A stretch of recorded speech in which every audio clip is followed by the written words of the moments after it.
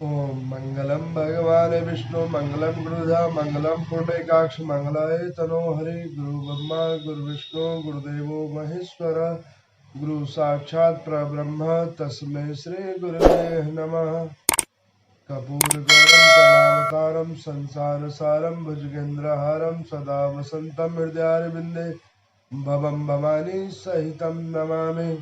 हरे कृष्णा कृष्णा कृष्णा हरे हरे, हरे राम राम राम हरे हरे। महादेव जी कहते हैं कि हे कपर्दी, का पूजन करने के पश्चात मनुष्य केदार लिंगम के समीप जाता है। कपदर्दी की अग्निकोण में भीमेश्वर के समीप केदारेश्वर नाम का स्वयंभू लिंग है। वह कल्प पर्यंत स्थिर रहने वाला लिंग है, मुझे बहुत ही प्रिय है। उस महाप्रकाश में लिंग को वृद्धि लिंग भी कहते हैं। देवी स्वयं मैंने भी उनकी पूजा की है, जो शिवरात्रि को वहां पर निराहार रहकर जागरण करता है, उसे सनातन लोक मिलता है। प्राचीन युग में केदारेश्वर का नाम रुद्रेश्वर था। इस कलयुग में मलेच्छों के स्पर्श के भय से केदार जी समुद्र के समीप इसी लिंग में तीनों में हो गए, इसीलिए इनका नाम केदार हो गया। जो मनुष्य आहार को जीतकर माघ मास में रुद्रेश के दक्षिण भाग में 10 धनुष की दूरी पर समुद्र स्थित पद्म केतु नाम के महाकुंड में नहाकर विधि पूर्वक रुद्रेश्वर की पूजा करता है, उसे केदार यात्रा का पूर्ण फल प्राप्त होता है। उनके पूजन से ब्रह्म हत्या और महापापों का नाश होता है। प्राचीन काल में शशि बिंदु नाम के विख्यात एक चक्रवर्ती राजा थे। उनकी पतिव्रता स्त्री उन्हें प्राणों से भी अधिक प्रिय थी। राजा के पास एक सुंदर सुवर्ण में आकाशगामी विमान था, जिसके द्वारा वह अपनी इच्छा अनुसार संपूर्ण लोकों में भ्रमण करते रहे। एक समय फागुन कृष्ण पक्ष की चतुर्दशी का पर्व आने पर राजा शशि बिंदु उत्तम प्रभास क्षेत्र में आए। वहां उन्होंने बहुत से महर्षियों को देखा और जप में होम में तत्पर हो रात्रि में जागरण करने के लिए श्री सोमनाथ जी के सम्मुख बैठे हुए थे। राजा ने भी सोमनाथ का दर्शन और प्रणाम करके विधि पूर्वक पूजन किया और क्रम से भक्ति भाव से उन सभी ऋषि मुनियों का स्वागत सत्कार करके केदार लिंग के पास चले आए। वहां विचित्र पुष्पमाला नैवेद्यों तथा मनोहर वस्त्राभूषणों से केदारेश्वर की पूजा की और वहीं एकाग्र चित्र होकर वह जागरण किया। तब वह सब मुनि कौतूहलवश राजा के समीप गए और इस प्रकार बोले कि हे राजन, तुम सोमेश्वर देव को छोड़कर केदार जी के आगे जो जागरण और पूजन करते हो, उसका क्या कारण है? तो राजा ने कहा कि हे विप्रो, आप लोगों सुने, यह मेरे पूर्व जन्म का वृतांत है। पहले के जन्म में मैं ब्राह्मणों की पूजा करने वाला शूद्र था। मेरी जन्मभूमि सौराष्ट्र देश में थी। एक समय वहां भयंकर अनावृष्टि हुई। उस समय मैं भूख से व्याकुल होकर प्रभास क्षेत्र में गया। वहां आने पर हरणी भी के मूल भाग के एक सुंदर सरोवर पर मेरी दृष्टि पड़ी, जहां पर राम सरोवर के नाम से प्रसिद्ध है। वह तड़ांग कमल से समूह से सुशोभित। मैं थका मांदा उसी सरोवर को देखकर मैंने उसमें स्नान किया तथा देवताओं और पितरों का तर्पण कर स्वच्छ जल को पिया।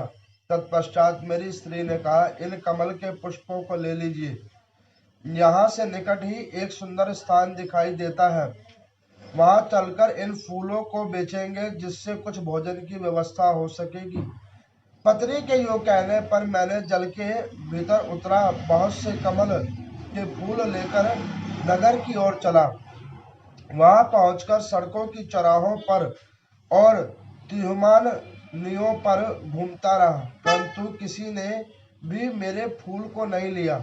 इतने में दिन डूब गया और मैं अपने पत्नी के साथ एक मंदिर में आकर सो गया। वहां पर स्त्री सहित मुझे भूख अधिक पीड़ा देने लगी। इतने में ही मैंने देखा कि किसी देवालय में होम और जागरण हो रहा है। तब मैं उठकर वहां पर गया तो रुद्रेश्वर नामक वृद्धि लिंग का दर्शन किया। उस समय वहां पर अनगवती नाम वाली एक वैश्या शिवरात्रि के व्रत में संलग्न हो नृत्य गीत और उत्सव आदि के द्वारा भगवान के सामने जागरण कर रही थी। मैंने एक मनुष्य से पूछा, भाई यहाँ रात्रि में जागरण किस लिए होता है? ये नाच गान और उत्सव में लगी हुई कौन स्त्री दिखाई दे रही है? उसने बताया, राजा, शिव धर्मों उत्तर पुराण में प्रतिपादित शिवरात्रि है। यह धर्मपरायण स्त्री अनगवती नाम की वैश्या है जो कल्याण में शिवरात्रि व्रत करके जागरण कर रही है। जो मनुष्य शिवरात्रि के व्रत को करता है उसे दुख, दारिद्र्य और बंधन प्राप्ति नहीं होती है। दुष्ट ग्रह, अरिष्ट योग, रोग तथा भय भी उसके पास नहीं आता है। वह उत्तम कुल में उत्पन्न हो सुख और सौभाग्य युक्त हो जाता है, तेजस्वी और पूर्णतः कल्याण भागी होता है। उस मनुष्य की बात को सुनकर मैंने ऐसे व्रत को करने का निश्चित विचार किया। मैंने सोचा कि अन्न का अभाव होने के कारण उपवास को मुझे विवश होकर करना ही है। अतः क्षार समुद्र और पद तीर्थ में स्नान करके इन कमल के फूलों से भगवान महेश्वर की पूजा करो। तब मैंने स्त्री सहित स्नान करके भक्ति भाव से कमल के फूलों द्वारा भगवान रुद्रेश्वर का पूजन किया। पत्नी के साथ रात भर वह वहां जागता रहा। सवेरा होने पर वैश्या ने मुझे कहा कि आपने फूलों का मूल्य 3 भर सोना ले लो, परंतु मैंने सात्विक भाव आश्रय लेकर उसका दिया हुआ मूल्य स्वीकार नहीं किया। भिक्षा मांगकर जीवन निर्वाह करने लगा। दीर्घ काल तक पश्चात मेरी मृत्यु हो गई। उसी समय से मेरी प्राण प्यारी पत्नी मेरे शरीर को लेकर चिता के आग में प्रवेश कर गई। उस पूजन और जागरण के प्रभाव से मेरे पूर्व जन्मों की बात को स्मरण रखने वाली चक्रवर्ती में राजा हो गया। एक बार संयोगवश यह व्रत किया था जिसका यह महान फल प्राप्त हुआ। अब मैं भक्ति भाव से यथासंभव सामग्री से इस व्रत का पालन करता हूँ। यह सुनकर ब्राह्मणों के नेत्र से आश्चर्य से खिल उठे। उन्होंने साधु साधु कहकर राजा का भूरी भूरी प्रशंसा किया। उन्हें स्वयं भी उस स्वयंभू लिंग का पूजन किया। राजा शशि बिंदु उस केदार लिंग के प्रभास प्रसाद से देव दुर्लभ उत्तम सिद्धि को प्राप्त किया। अनगवती वैश्य शिवरात्रि व्रत तथा केदार लिंग के प्रभाव से रंभा नाम की अप्सरा हुई। इसीलिए जो विद्वान पुरुष धर्म, अर्थ, काम और मोक्ष की इच्छा रखता है उसे प्रयत्न पूर्वक उक्त शिवलिंग का पूजन करना चाहिए। आप सभी श्रद्धालु जन जो दैनिक रूप में इस कथा को सुन रहे हैं, उन सभी को लोहड़ी के पर्व और मकर संक्रांति की हार्दिक शुभकामनाएं।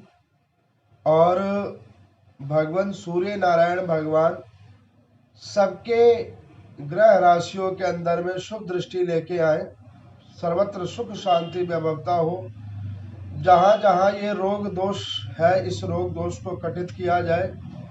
भगवान सूर्य नारायण अपनी तेज से, भगवान शंकर भगवान अपनी कृपा और करुणा से एक रोग कष्ट को दूर करें।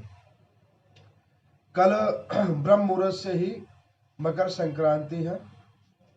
कई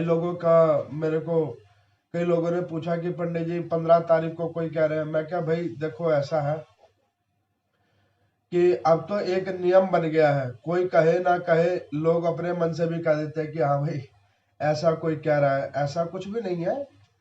कल ही के दिन मकर संक्रांति का उत्सव है।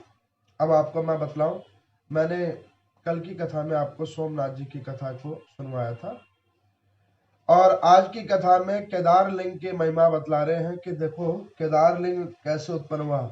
माँ पार्वती ने पूछा कि प्रभु पृथ्वी के ऊपर में और आपका कौन सा ज्योतिर्लिंग उत्पन्न हुआ जो आपके द्वारा स्थापित किया गया? तो उन्होंने कहा कि देखो देवी, इसी प्रभास क्षेत्र के अंतिम छोर के ऊपर में सोमनाथ जी से थोड़ी और ज्यादा दूरी के ऊपर में केदार क्षेत्र है। उस केदार क्षेत्र के अंदर में केदार लिंग है। तो कहने लगे कि प्रभु इस केदार लिंग की क्या महिमा है? तो कहने लगे कि देखो देवी, इस केदार लिंग का नाम पहले था रुद्रेश्वर लिंग। कई कथाएं हैं, कई ग्रंथों में लिखा हुआ है कि पांडवों के द्वारा पूजित होने के बाद वहां पर बानासुर नाम का एक दैत्य आया था जिसने महिष का रूप बनाया था। तो उसका धड़ यहाँ पे है और मुख पशुपति नाथ में है। नाना प्रकार की कथाएं हैं। स्कंद पुराण की ये कथा है कि देखो कि इस क्षेत्र के अंदर में केदार लिंग है। जो वो केदार लिंग कैसे विख्यात हुआ? तो उस प्राचीन काल में एक शशि बिंदु नाम के एक राजा हुए हैं जिन्होंने एक बार सोमनाथ जी की पूजा हो रही थी तो उस पूजन क्षेत्र पर जाकर राजा ने नाना प्रकार के व्रत आदियों को किया और नाना प्रकार के जागरण आदि कृत्यकल्पों को किया। 4 प्रहर पूजा की और कमल के पुष्पों के साथ में भगवान भूत भावन शंकर सोमनाथ जी की पूजा की। तो वहां पे जो साधु जन जो भगवान शंकर की पूजा कर रहे थे तो उन्होंने उनकी निष्ठा को देखकर उनसे पूछा कि हे राजन, आपकी इतनी भगवान शंकर की पूजा करने में निष्ठा जागृत कैसे हो गई? तो कहने लगे कि हे प्रभु, आपको मैं बतलाऊं, प्राचीन काल के अंदर में मैं एक शूद्र जाति का व्यक्ति था। शूद्र जाति के अंदर में मैं उत्पन्न हुआ व्यक्ति था और मैंने दैनिक रूप में ब्राह्मणों आदियों की बड़ी सेवा की। एक बार इस प्रभास क्षेत्र के अंदर में बहुत बड़ा अकाल आया। उस अकाल के कारण जगह जगह जगह जल की कमी हो गई। तब मैं उस जल की कमी को देखकर मैं और मेरी पत्नी और बच्चों को लेकर मैं प्रभास क्षेत्र के अंतिम क्षेत्र पे आया जिसका नाम केदार क्षेत्र था। वहां पर मैंने एक सरोवर देखा और वहां पर सरोवर को देखकर वहां पर मैंने सरोवर के अंदर में कमल की पुष्पों को देखा। अब वहां पे मैंने शुद्ध जल पिया, अपने आप को शुद्ध पवित्र किया। मेरी स्त्री ने भी अपने आप को शुद्ध पवित्र किया, जल पिया। और वहां पर उन कमल के पुष्पों को देखकर मेरी स्त्री ने कहा कि इन पुष्पों को तोड़ लो और इनको बेच के अपने खाने के लिए नितार्थ भोजन की सामग्री इकट्ठा करते हैं। ऐसा मनकर विचार करके मैंने उस केदार क्षेत्र में रहने का मन विचार किया और मैंने स्नान ध्यान करने के बाद वो कमल पुष्पों को तोड़कर एकत्रित किया और मैं आ गया केदार लिंग के पास। अब मैंने दिन में तोड़ना शुरू किया। सायकाल हो गया। मैंने सोचा कि आज का दिन तो ऐसे ही निकल गया। आपको बताता हूँ कि कमल के पुष्प के अंदर में कमल का जो बीज होता है वो भी खाद्य होता है, खाने योग्य होता है। उस कमल के बीजों को खाकर मैं और मेरी स्त्री ने वो दिल तो निकाला और मध्याह्न में वो फूलों को तोड़कर हम लोग उस केदार लिंग के पास में आ गए। जब केदार लिंग के पास में आए तो वहां पर शशि वर्णा नाम की एक वैश्या, जिसने अपना वैश्या कर्म छोड़कर अपने किए हुए जन्मों के अपराध का पाश्चाताप करने के लिए भगवान शंकर की जो वो पूर्ण निष्ठा आराधना से वो भगवान शंकर की जो आराधना कर रही थी, उस आराधना का भाग वो लेकर वो वहां पर आकर बैठ गई। अब वहां पर जब वो आकर बैठकर भगवान शंकर की रात्रि जागरण और भगवान शंकर का वो कीर्तन करने लगी वहां पे बैठकर। और भगवान शंकर का कीर्तन करते हुए मैंने उसको देखा कि नाना प्रकार से पूजा हो रही है। कुछ साधु जन भी वहां पर बैठ के भगवान शंकर की पूजा आराधना कर रहे हैं। तो मैंने किसी एक महात्मा को पूछा कि प्रभु, ये आप लोग क्या कर रहे हो? तो उन्होंने कहा कि ऐसे भगवान शंकर का ये केदार लिंग है। इस केदार लिंग की पूजा का बड़ा विधान है। इस केदार लिंग की पूजा की जा रही है और केदार लिंग की पूजा करके जीव आत्मा अपने किए हुए सारे पाप कर्मों से विमुक्त हो जाता है। साधु के श्री वचन को सुनकर मैंने मन में यह विचार किया कि अब मैं भी भगवान शंकर का ऐसा पूजन करूंगा। जैसे मैंने विचार किया तो मैंने फिर साधु से पूछा कि प्रभु आज कौन सा तिथि है, कौन सा ऐसा पर्व है जिसके ऊपर में आप सब लोग भी एक जगह एकत्रित हुए। तो उन्होंने कहा कि बेटा ये शिवरात्रि का पर्व है, शिवरात्रि का व्रत है, 4 प्रहर की पूजा की जा रही है। अब ये बात को सुनकर मैंने साधु जनों की वार्ता को सुना और वहां पर मैंने भी मन में सोचा कि मैंने दिन में तो वैसे कुछ नहीं खाया है, कमल के पुष्पों के कुछ बीजों को ग्रहण किया है जो पूर्ण रूप से फलाहारी है।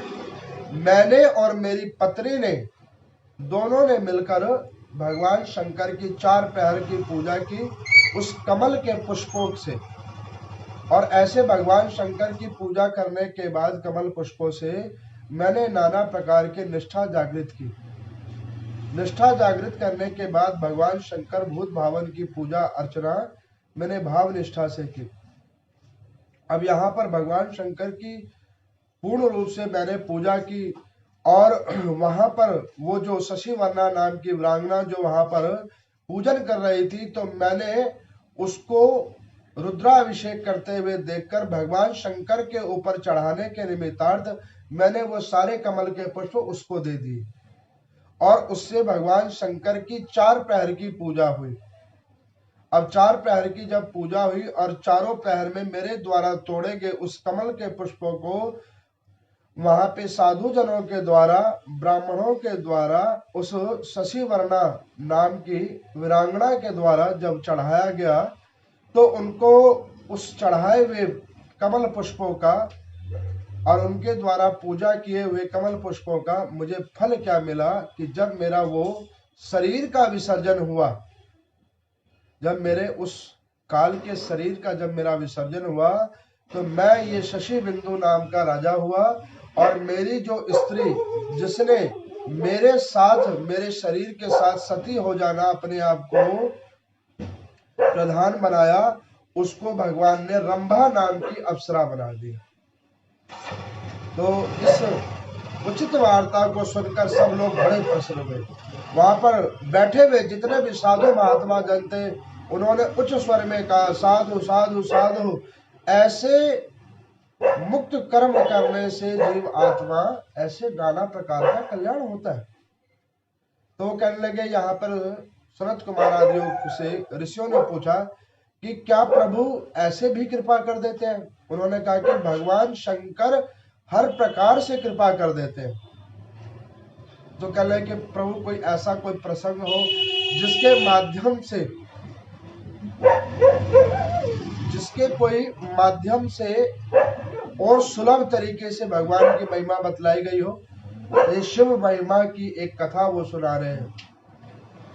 एक भगवान शंकर के मंदिर के पास में एक माली रहता था, फूल का क्रय विक्रय करता था।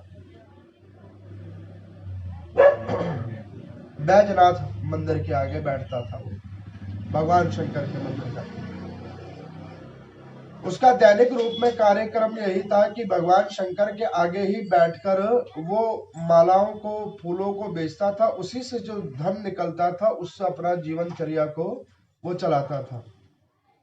ऐसे समय और कल्पों के साथ वो बहुत ही शुद्ध आत्मा का, पवित्र आत्मा का ऐसा व्यक्ति था जो भगवान शंकर के मंदिर के आगे बैठकर दैनिक रूप में फूल और माला भगवान शंकर के मंदिर के आगे बेचता और उससे जो धन उपार्जन होती उससे वो अपने घर परिवार का निर्वाह करता था।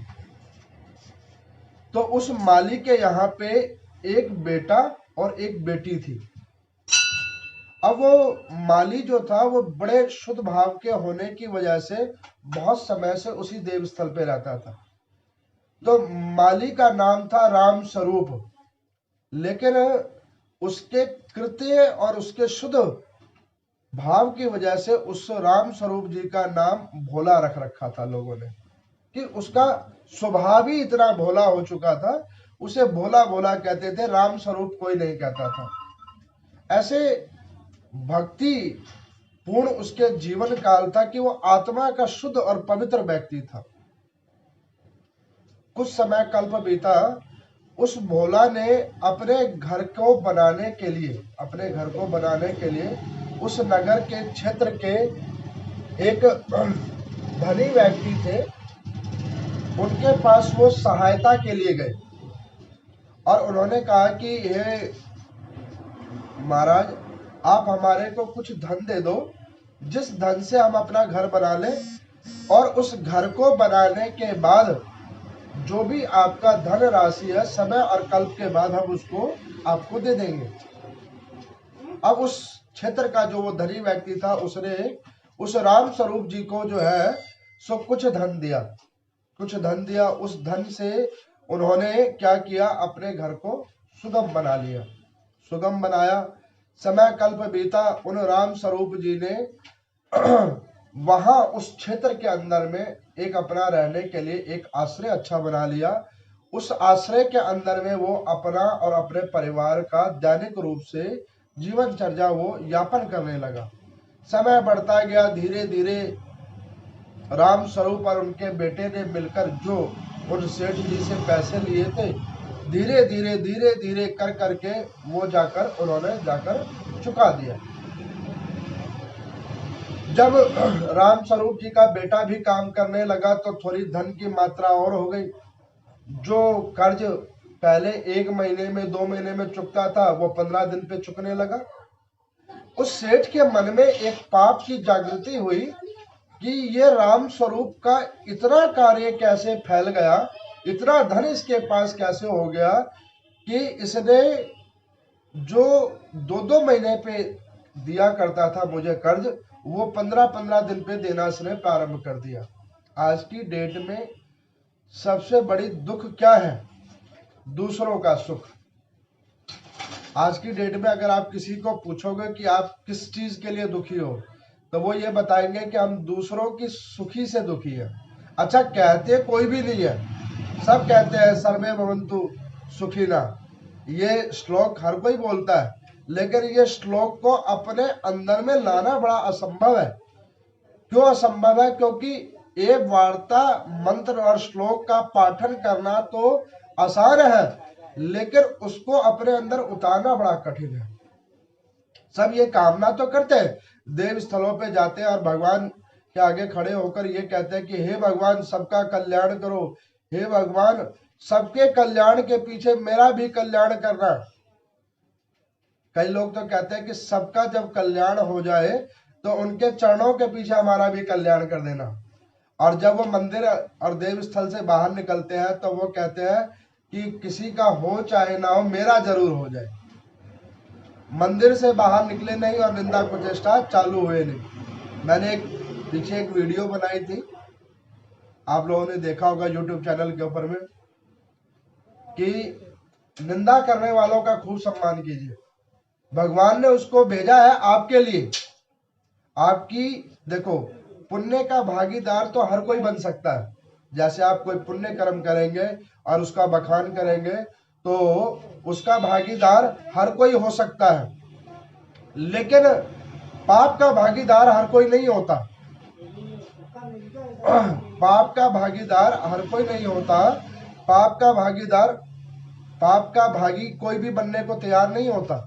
क्यों नहीं तैयार होता पाप का भागी बनने के लिए? वो इसलिए कोई तैयार नहीं होता पाप का भागी बनने के लिए कि सबको अनंत फल चाहिए, सुख चाहिए, समृद्धि चाहिए, लेकिन किसी को भी दुख नहीं चाहिए। तो पाप का भागीदार कोई बनना नहीं चाहता, सुख का भागीदार हर कोई बनना चाहता है। अब ऐसे सुख की भागीदारी की इच्छा रखने वाले जितने भी जीव जंत हैं, वो लोग ये नहीं सोचते कि सुख तो आप वहन कर रहे हैं, लेकिन पाप को कौन वहन करेगा। अब उस राम स्वरूप की इतनी उन्नति को देखकर सेठ जी के मन में ये विचार आया कि ये जो माली है, कर्म से माली है, इस माली ने बहुत जल्दी बहुत ज्यादा धन एकत्रित कर लिया और ईर्ष्यावश उसने क्या किया कि एक दिन उस माली को बुलाया और माली को कहा कि देखो भैया, तुमने अपने पीछे दिए हुए धन का पूरा कर्ज मुझे सूद ब्याज समेत चुका दिया। अब हम तुमसे बड़े प्रसन्न हैं, एक काम करो कि हम अपनी इच्छा से तुम्हारे सूद ब्याज के धन में ये 500 रुपये हम छोड़ देते हैं, 500 रुपये हम छोड़ देते हैं, और उसके बाद में इस पैसे को तुम रखो, और जो रसीद तुम्हें हमने बना के दी थी वो रसीद हमें दे दो। उसके ऊपर हम लिख देंगे कि भैया तुम्हारा जो लिया हुआ धन है वो चुक चुका है।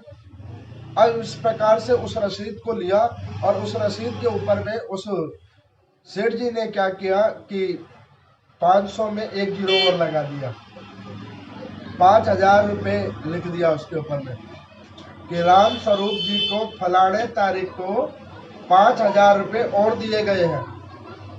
अब वो माली जाति का था बेचारा, उतना पढ़ा लिखा नहीं था। अच्छा, ज्ञान का अभाव उसमें भी था और बच्चों में भी था।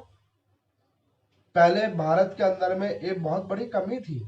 अच्छा, वो कमी भी पहले ठीक थी। क्यों ठीक थी? लोग शुद्ध पवित्र आत्मा के थे, नहीं पढ़े लिखे थे, लेकिन आत्मा के शुद्ध और पवित्र थे, सच्चे थे, तो भगवान उनकी रक्षा करते थे। अब लोग पढ़े लिखे हुए बहुत तत्वधिक हैं, लेकिन आत्मा से अशुद्ध हैं, पाप कल्पों में ज्यादा व्यसित हैं, और इस वजह से भगवान भी उनकी रक्षा नहीं करते। भगवान भी कहते अपना कर्म खुद ही भोगो, जो करना है सो करो। अच्छा, आप ये देखो, गौर करना कि पीछे कई कल्पों में जब ऐसी आपदा विपदा आती थी, कोई ना कोई रूप आता था, तो भगवान किसी ना किसी प्रकार रूप से पृथ्वी पे अवतरित होते थे। कोई ऐसा व्रत अनुष्ठान हो जाता था, कोई अवतरण हो जाता था, कोई बचने का कोई एक माध्यम खुल जाता था। क्यों? उस समय में व्यक्ति शुद्ध पवित्र आत्मा के थे, तो भगवान जानते थे कि भाई इसके सिवा, हमारे सिवा इसका कोई है ही नहीं, तो रक्षा करने के लिए वो आ जाते थे किसी ना किसी रूप में। अब लोग क्या हो गए हैं? ज्ञानवान, अपनी बुद्धि बहुत लगाते हैं। इतनी बुद्धि लगाते हैं तो भगवान भी कहते हैं कि जब खूब बुद्धि लगा रहे हो तो फिर हमारी क्या जरूरत है, अपना काम स्वयं कर लो। और जब हम अब स्वयं कर रहे हैं तो दुखी है, केसेस कम नहीं हो रहे, बढ़े जा रहे हैं केसेस। अब इस प्रकार से वो कागज के ऊपर में उन्होंने लिख के दे दिया। अब वो राम स्वरूप जी ने क्या करा कि मन में ये सोचा कि 500 रुपए सेठ जी ने छोड़ दिए, बड़े प्रसन्नता के साथ घर पे आए और 500 रुपए लेकर अपनी धर्म पत्नी को दिया कि ये देखो सेठ जी ने छोड़ दिया। भगवान शंकर की इतनी कृपा हुई कि सेठ जी ने उस सूद में से 500 रुपए छोड़ दिया, और उन्होंने वो पर्ची जाकर रख ली, घर में रख ली। 2-3 महीने के बाद में उन्होंने सेठ जी ने क्या किया, ग्राम पंचायत के अंदर में 10 पंचों को एकत्रित किया, और एकत्रित करके कहा कि देखो भैया, मैंने राम स्वरूप को एक बार कर्ज दिया था, उसने वो कर्ज चुका दिया, और उसके बाद जब अंतिम किस्त वो देने के लिए आया तो उसने मुझसे 5,000 रुपये और मांगे, और मैंने उसको 5,000 रुपये और दिए, और वो अब मुझे चुका नहीं रहा है। अब जब ये वार्ता की तो राम स्वरूप जी को बुलाया गया। अब राम स्वरूप जी को जब बुलाया गया तो राम स्वरूप जी को जब वहां पे बुलाया गया तो वो जाकर वहां पे बैठे। उन्होंने कहा कि क्यों राम स्वरूप, तुम्हें सेठ जी ने 5,000 रुपये दिए? उन्होंने कहा नहीं, 5,000 रुपये तो नहीं दिए। अच्छा, तो उन्होंने तुम्हें क्या दिया? उन्होंने कहा 500 रुपये दिए उन्होंने कहा कि राम स्वरूप, हम तुम्हारे समय से जो कर्ज हमें दिया है उससे प्रसन्न होकर हमने तुम्हें 500 रुपये छोड़ दिए। तो उन्होंने कहा कि दिखाओ तुम्हें जो कागज दिया उसके ऊपर कुछ लिखा हो। तो उन्होंने कहा हाँ, कागज के ऊपर कुछ लिखा है, वो देखो। अब बड़ा शुद्ध पवित्र आत्मा का वो राम स्वरूप, अब उसके मन में इतना छल प्रपंच नहीं था। हाँ, भगवान शंकर के मंदिर के आगे रोज बैठता था, और मंदिर के आगे रोज बैठकर फूल की मालाओं को बेचना, फूलों को बेचना, और उससे अपने जीवन का निर्वाह कर रहा था। अब वो घर पे गया, स्त्री से वो कागज मांगा और जाकर उन्होंने दिखाया, तो जो वहां पे पढ़े लिखे लोग थे उन्होंने पढ़ के देखा तो उसमें लिखा हुआ था कि 5,000 रुपये अंतिम वाले दिन दिए गए हैं।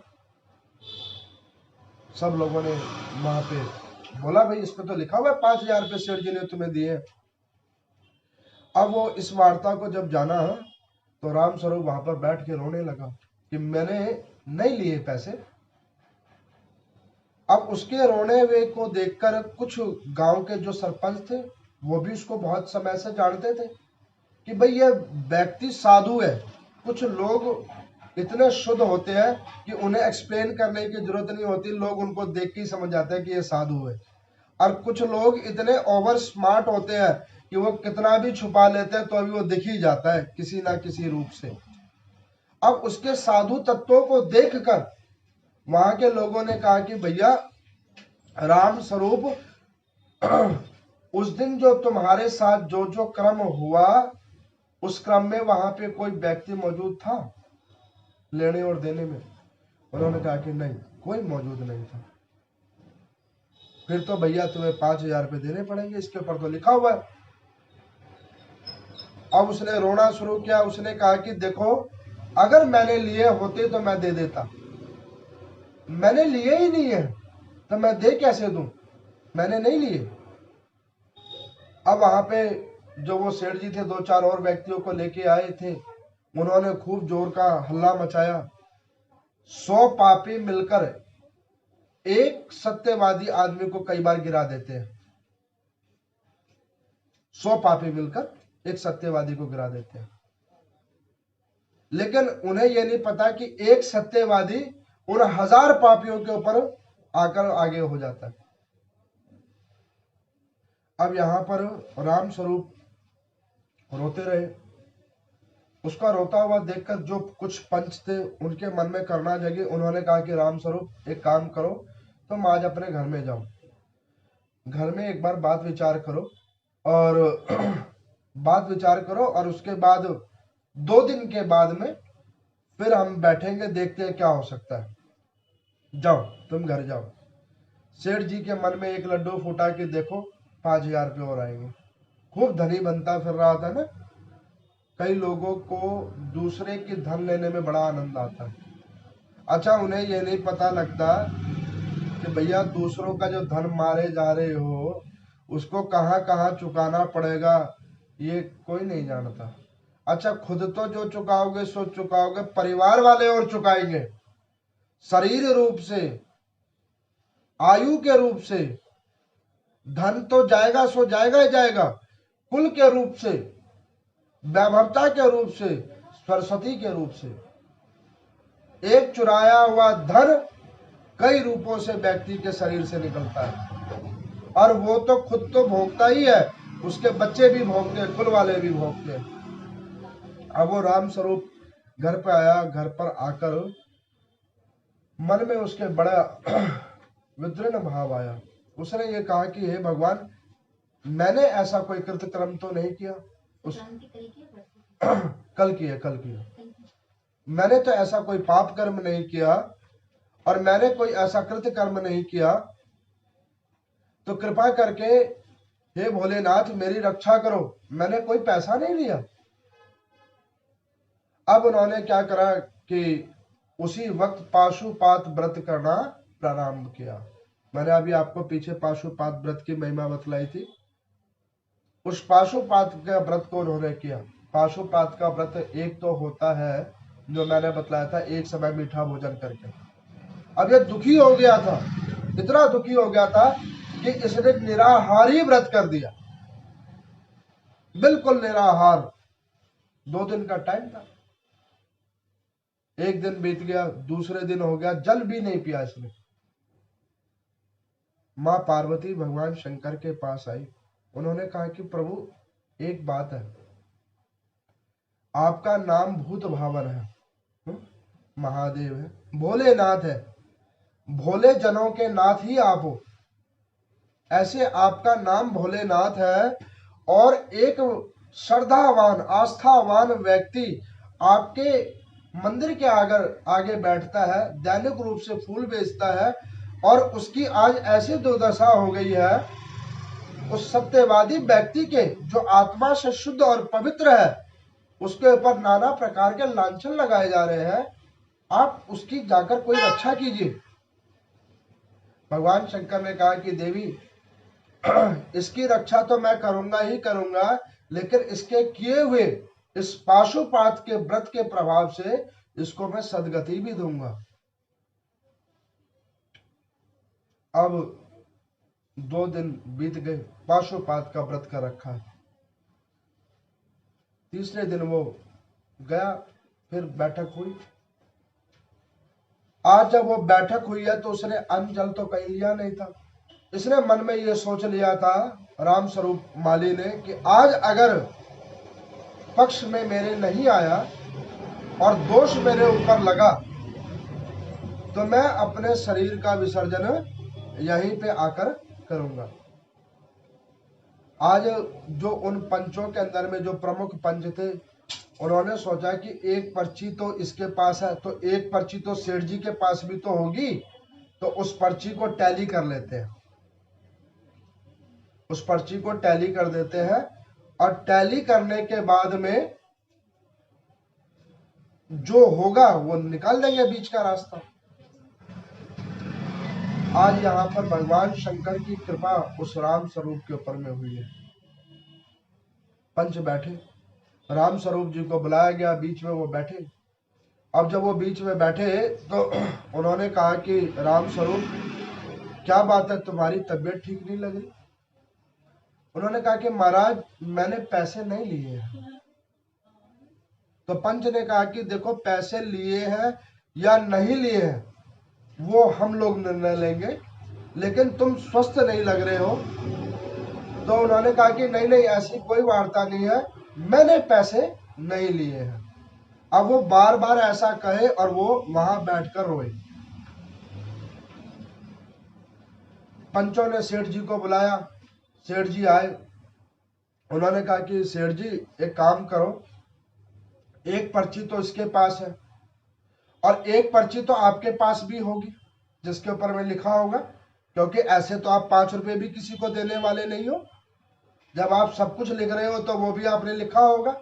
आप अपनी पर्ची मंगाओ और राम स्वरूप भैया तुम भी अपनी पर्ची दो, और दोनों पर्चियों को मिलाते हैं, फिर देखते हैं अब जो होगा सो कुछ ना कुछ तो करना ही पड़ेगा। भाई है तो ये गरीब आदमी, अब इतनी मार तो ये भी नहीं सहेगा, हो सकता है तो मूल राशि तुम्हें देगा, ब्याज नहीं देगा, ये पंच सुनाएंगी। और पंच ने मन में ये सोचा कि नहीं होगा तो कुछ पैसे मैं भी इसको सहयोग कर दूंगा, गरीब आदमी है, ये मन का पवित्र है, इसकी बातों से लगता नहीं किसने ये पाप कर्म किया है, लेकिन ये सेठ दुष्ट है, वो मुझे पूर्ण रूप से लगता है। पंच ये बात को समझ बैठे हैं। अब वो सेठ जी को कहा कि हाँ जी सेठ जी जल्दी से वो पर्ची लेके आओ, तो जिस पर्ची पे आपने लिख रखा है अपने पास वाली, और राम स्वरूप भैया तुम भी अपनी पर्ची लाओ और बैठो देखते हैं जो होगा। बैठ गए सब लोग। सेठ जी ने एक व्यक्ति को घर पे भेजा और कहा कि भैया वो पर्ची दे दो। अब वो पर्ची को लेके आए, पर्ची को लिया और पंचायत के सामने में दोनों पर्चियों को रखा गया। अब पंच तो यही समझ रहे थे कि भाई इसके पे 5,000 रुपये लिखा है तो सेठ वाले पे भी 5,000 रुपये लिखा होगा, क्योंकि ये पढ़ा लिखा नहीं है, ये तो सब कला को जानता है, तो ऐसा तो हो नहीं सकता। लेकिन एक मान मर्यादा को और एक कायदे को बनाने के लिए अब करना तो कुछ पड़ेगा। अब पंच भी जानता है कि पर्ची पे यही लिखा होगा, और सेठ जी ने तो लिखा ही है तो उन्हें तो पता ही है। अब वहां पर ऐसी जब क्रियाकलाप हुई और जाकर वो घर पे गया तो वो पर्ची को लेके आए, पर्ची को लेके आया गया, पर्ची को खोला गया। जैसे ही पर्ची को खोला तो पुनः उन पंचों ने उस पर्ची को खोल के सुनाया। अब उस पर्ची को जब खोल के सुनाया तो उस पर्ची में क्या लिखा हुआ है कि सेठ जी को 15,000 रुपए राम स्वरूप को देने हैं, सूद ब्याज समेत इन्होंने ज्यादा ले लिया है, और इन्होंने 20 दिन का अवसर लिया है राम स्वरूप से, और इसके ऊपर में 30 व्यक्तियों का हस्ताक्षरण किया हुआ है कि 30 व्यक्तियों के बीच में इन्होंने दिया, उन सबकी हस्ताक्षर भी किए हुए हैं। और वही जब राम स्वरूप की पर्ची खोली तो उसमें भी यही लिखा हुआ देखा। अब यही जब दोनों जगह लिखा हुआ देखा तो पंच को पहले तो बड़ा अद्भुत हुआ कि भाई ऐसा तो नहीं लिखा था, मैंने भी पढ़ा था उसमें तो ये लिखा था 5,000 रुपए। हाँ, पहले दिन मैंने अनाउंसमेंट नहीं की कि भाई 5,000 रुपए इसको देने हैं, लेकिन मैंने तो खुद भी पढ़ा था कि 5,000 रुपए लिखा है, इसको देना है। लेकिन आज की पर्चियों में दोनों जगह क्या लिखा है कि 15,000 रुपए सेठ जी को इस राम स्वरूप को देने हैं। 20 दिन के लिए उन्होंने लिया था और ये अभी तक नहीं दे रहे हैं। इसके ऊपर में 30 व्यक्तियों की विटनेस डली हुई है, उन्होंने साइन किए हुए हैं और वो साइन दोनों पेपर पे समान है। अब जब ये बोला तो सेठ जी तो फड़फड़ा गए। उन्होंने बोला कि ये गलत बोला जा रहा है। 5-10 आदमियों को पढ़वाया गया, 20 आदमियों को पढ़वाया गया वहां पे जो बैठे थे, और ये बेचारा रोते रोते अचेत हो गया था। राम स्वरूप रोते रोते अचेत हो गया था। अब वहां पे कोलाहल मच गया कि भाई पर्ची पे ये नहीं लिखा था। सेठ जी के मुंह से सत्य वार्ता निकली कि भाई पर्ची पे तो ये लिखा ही नहीं था, उसपे तो ये लिखा ही नहीं था। मैंने 500 रुपए इसको दिए थे, मैंने 1 जीरो ऊपर बढ़ा दिया था 5,000 रुपए दे दिए मैंने, अब ये तो लिखा ही नहीं था।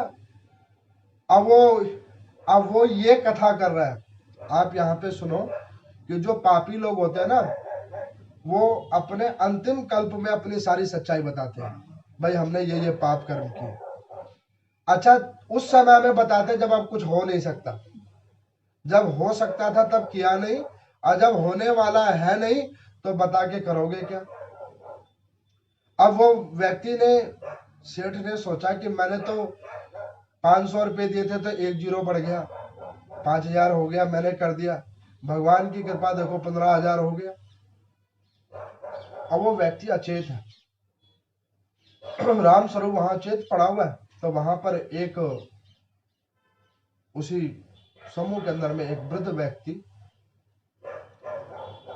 पीले रंग की लुंगी पहन के आया, बनियान पहन रखी है, दाढ़ी वाला साधु है। वो आया और राम स्वरूप के सर पे हाथ रखा और उसको कहा कि बेटा तू ऐसे क्यों पड़ा हुआ है। जैसे उस साधु ने राम स्वरूप को स्पर्श किया, उसके अंदर में चेतना जागी, और चेतना जब जागी तो उसे अब लग नहीं रहा कि उसने 3 दिन का व्रत भी कर रखा है, निराहार। शक्ति क्यों मंगा गई। अब वो साधु के रूप में भगवान शंकर वहां पे उतर के आए हैं और उसके सर पे हाथ रखा और उसको कहा कि बेटा ये तो छोटी मोटी चीज के पीछे इतना तेरा राम रोड़ा हो गया, अगर तेरे जीवन में इससे भी कोई बड़ी आपदा विपदा आ जाएगी तो मैं उसका भी कल्याण कर दूंगा, क्योंकि तू मेरे ऊपर होके है। तो यहाँ पे शरत कुमार जी कहते हैं कि इस प्रसंग के माध्यम से उस राम स्वरूप को जो उसके ऊपर लांछन लगा था वो तो भगवान शंकर की कृपा से खत्म हो ही गया। ये शिव महिमा की कथा है। और उस सेठ जी को 15,000 रुपए भी भरने पड़े, और पैसा जो उन्होंने दूसरे का ले लिया था उनको लकवा मार गया। अब वो 15,000 रुपए तो राम स्वरूप जी को दिए, लकवे में सारा पैसा भी घर में चला गया और वो खुद भी चले गए। उनके परिवार वाले कुल बांधव सब कहते थे बड़ा घटिया आदमी था, लिच्चड़ आदमी था।